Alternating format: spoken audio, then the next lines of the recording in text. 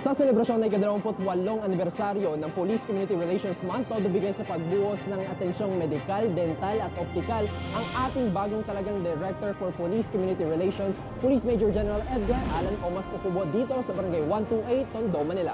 Tatak serbisyong nagkakaisa para sa ligtas at maunlad na pamayanan ang handog ng Team DPCR at RPSB.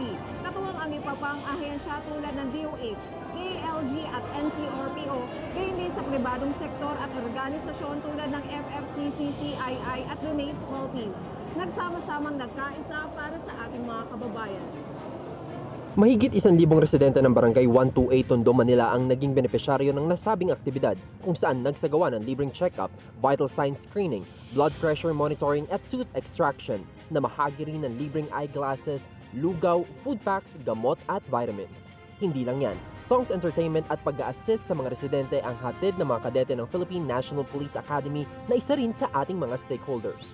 Isa si Aling Edwina Vicentino sa maagang pumila para sa libreng check-up at gamot dahil sa kanyang natamong sugat at pasang matapos mahulog sa hagdan.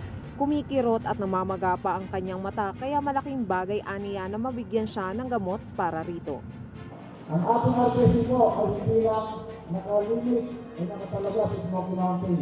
Gagawin po natin nationwide yan. Dahil nakita natin na pag ang pulis ay nakasalamuha sa mga barangay, bumababa po ang krimen.